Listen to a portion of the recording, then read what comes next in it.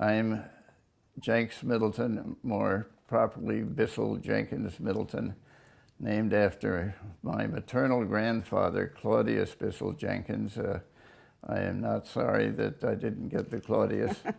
Well, both my parents were born in Charleston and had lived there for most of their lives, practically all of them except my father's service in, well, of course, going away to Harvard Law School and various other things, but home to them was Charleston. And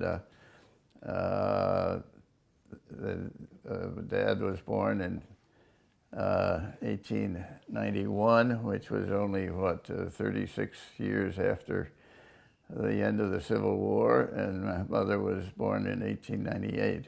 He was Edward Willoughby Middleton, and I can go into their background more later, and she was Lily Eason Jenkins, and my older brother, Edward Willoughby Middleton Jr., Wib, and my older sister, Lil. Anyway, they were both born in Charleston, as was I.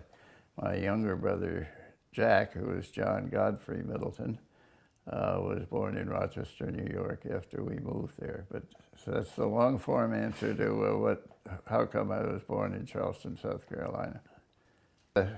My father gave a talk to one of the high schools in Charleston in about 1926, I think, the theme of which was, "Don't leave Charleston, Charleston needs you." Well, about a year or two later, he hightailed it up to Yankee Land and went to New York along with the family, and then Winnetka, Illinois, and then finally Rochester, New York. So I grew up in Rochester, New York, and we get back to Charleston very infrequently. Well, the reason Dad went to Rochester was that he, as I said, had gone to Harvard Law School, which was in the class of 1915, a very distinguished class, and one of his classmates was Thomas Gene Hargrave, known to me as Uncle Gene, who was a partner in a law firm in Rochester, which had the wonderful name of Hubbell, Taylor, Goodwin, Nixon, and Hargrave, sometimes known as Hubbell, Bubble, Toil, and Trouble. But that's where Dad landed and became a partner.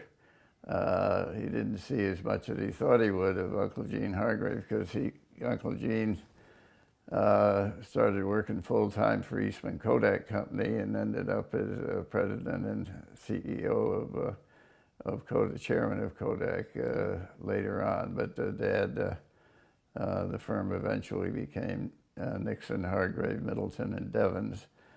And it's hard for me to believe that Dad died in 1949, just 20 years after moving to Rochester, but he had a profound influence on Rochester, I think, and we all enjoyed very much growing up there with the four kids and Mother and Dad. Now you weren't in Rochester all that time, because you, of course, went off to boarding school. So tell us a little bit about your school days. My school days, we all four of us went to Harley School, which was a private school in Rochester on Clover Street. We lived on Clover Street most of the time in Rochester, and so it was just about a mile or two down the road for us to. We used to pile. My recollection is that Dad had a Chevrolet Coupe, which meant he had one front seat, which he occupied, and the four of us occupied the seat next to him as he drove us to school. And I've forgotten how Mother must have come and picked us up and taken us back. But in any event, Harley was a wonderful day school, country day school as they called them, and we got a fine education. But after 8 years plus kindergarten, I guess, there, I went off to Exeter, following in the footsteps of my older brother Wib, who was already at Exeter, and I was the class of 1944 at Exeter, which is in Exeter, New Hampshire, with cold winters and so on, but I was used to those in Rochester. And I enjoyed Exeter a lot, had a good time, and was reasonably successful there. I was president of the Christian fraternity, which was not necessarily very religious. It was sort of like well, it was basically a fundraiser for good causes, and we collect clothes during the war for good causes, and then I was also on the senior council, and made a whole lot of very good friends there, who are still my dear friends, and ended up as president of the class a few years ago, which I like to say, if you live long enough, you too can become president of your senior class at high school. But in any event, Exeter was great. And then on to Princeton. Tell us about that. Yeah, I graduated from Exeter in June of 1944, the same week as D-Day in France. So we were all ready to, had to assume we were going into the military. But so I went to Princeton, started there with my good friend Buzz Merritt from Exeter. We were rooming together. Come September, my birthday, I took the draft physical, and I was proclaimed to be 4F, which meant that I was not physically capable of being accepted by the Army. The official reason I learned later was psychoneurosis severe, which sounded rather shocking, but I finally learned that the Army regarded asthma and hay fever as psychosomatic diseases, and therefore they could properly reject me as so-called psychoneurosis severe. Well, Mother and Dad were not pleased with that, so they took me to a psychiatrist in Rochester who examined me thoroughly and proclaimed that I was not psychoneurotic. So anyway, I joined the Merchant Marine and spent 2 years in the Merchant Marine, which I will go into in due course if you want me to do that, or shall I do that right now? Why don't you do that right now? Okay. In the Merchant Marine, I went to Sheepshead Bay Training Station. This was December of 44, January of 45, and went into the hospital corps school to become a purser and a pharmacist mate, otherwise known as the ship's doctor. And that thorough medical training took at least 6 months.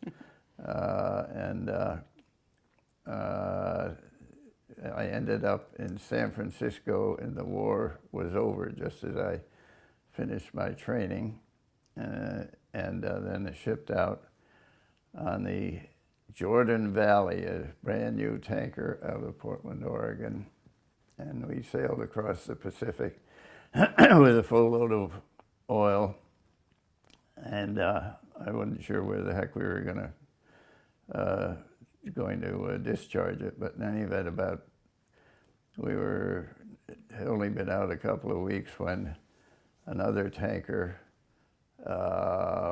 fully loaded, lost all its power, and so we sent out an SOS. We went and got a line on that and started towing it, and we towed that for quite a while, and our young captain, who I think was 34 years old, rather foolishly went full speed ahead. And so after about a week, the cable parted, and we had to get it back on. So we got a tanker pulling behind us, and in November, we were about 800 miles south of the Aleutian Islands, and it was pretty damn chilly, and we had a bad storm, and the tanker is built with a midship house where the pilot house is, and all of the deck officers, including myself, have their quarters. And then there's a long catwalk above the deck. And then there's the after deck house where all the engine guys and the also the able-bodied seamen and so on lived, and where the mess hall was. And when the tanker is fully loaded, you've only got about 4 feet of freeboard, so there's water washing over the deck. And on this particular evening, I was back having dinner, and the captain was back there. He had his dog along with him and others. And about 5 or 6 o'clock, the captain got up and went out to go up to his quarters. I got up behind him and I followed him, and he was waiting on the deck, waiting for a break, and the waves were coming and the wind was coming and the rain, so it was pretty wet. And I stood chatting with him for a minute or two, and then I decided this is too wet for me. I'm going to go back inside and wait for him to cross. I stepped inside the watertight door, and the next thing I know, a big green wave came by, and there's the captain and his dog going out through the starboard side and into the water. So I ran down to the side and was looking for life preservers, which are normally on the railing. There weren't any. I later learned that despite the fact it was a brand new ship, they were all up forward being painted. Oh my God. I had no idea why.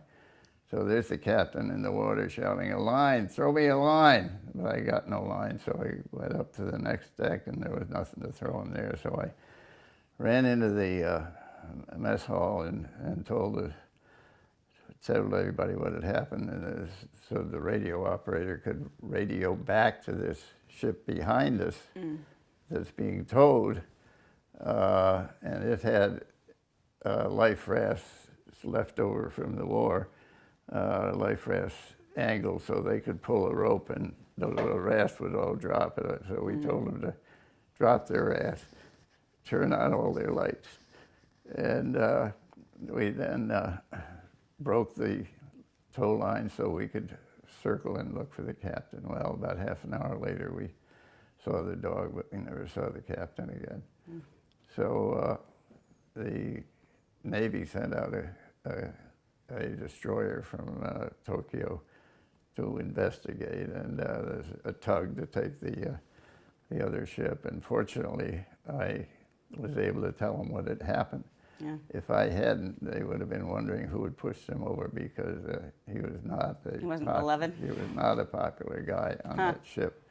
So they fortunately let us go.